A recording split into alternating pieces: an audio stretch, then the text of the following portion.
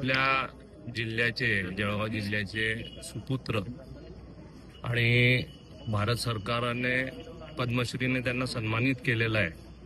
आता सन्मानित केलं म्हणजे जे त्यांचं कार्य आहे 1992-93 पासून आजतागायत त्या कार्याचं सरकारने आदर केला असं मी म्हणेन आणि त्या माध्यमातूनच आधी पद्मश्री त्यांना मिळाली आणि आता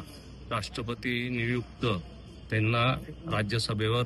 खासदारकी मिळालेली आहे। आणि ह्या जबाबदारीतनं ते आजपर्यंत त्यांनी जी काही जबाबदारी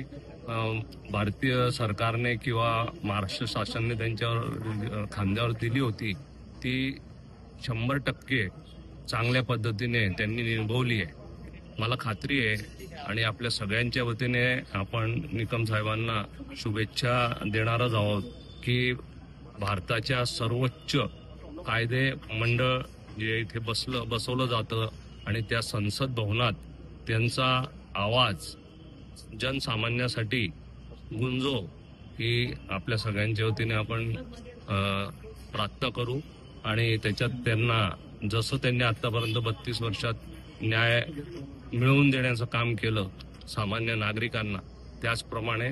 सामान्य नागरिकांचे न्यायाबद्दलचे प्रश्न हाऊसमध्ये मांडले जातील आणि त्याच्यामुळे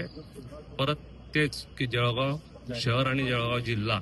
त्याचाही बहुमान त्याच्या माध्यमातून जगभर होणार आहे। आपण फक्त भारतातच होईल असं न म्हणता हा सगळे विषय आज त्यांचं नाव जगभरात सगळीकडे घेतलं जातं, कारण हे जगातले खूप मोठे 2 खटले त्यांच्या ह्याच्याने सरकारी वकील म्हणून त्यांनी हाताळले आणि त्याच्यात अपेक्षा जी होती पूर्ण भारतातल्या लोकांना ती त्यांनी पूर्ण करून दिली आणि त्या सगळ्यांना त्या आरोपींना शिक्षा मिळवून दिली, ज्याच्यामुळे त्यांचं भारतातल्या या आपल्याकडे खूप वेळ जातो सगळ्या यांना निर्णय मिळायला, पण जो मिळतो तो थेट मिळतो आणि खरा मिळतो। तर त्याच्यामुळे आपण उज्ज्वल निकम साहेबांच्या हातून याच्या पुढे सुद्धा आपल्या संसद भवनामध्ये चांगलं कार्य हो आणि जळगाव जिल्ह्याच्या वतीने जळगाव शहराच्या वतीने त्यांचा नागरिक सत्कार या निमित्ताने घडून यायला पाहिजे। त्याच्यासाठी समितीने माझी अध्यक्ष म्हणून नियुक्त केली आणि समितीमध्ये सर्व समाजातील सर्व प्रकारचे सगळं धार्मिक सगळ्यांचे इथे प्रतिनिधित्व आपण घेतलेलं आहे आणि सगळ्यांच्या सहयोगाने हे काम आपण येत्या 27 तारखेला संध्याकाळी 5 वाजता छत्रपती संभाजीराजे नाट्यगृहामध्ये आपण त्यांचा नागरिक सत्कार करणार आहोत।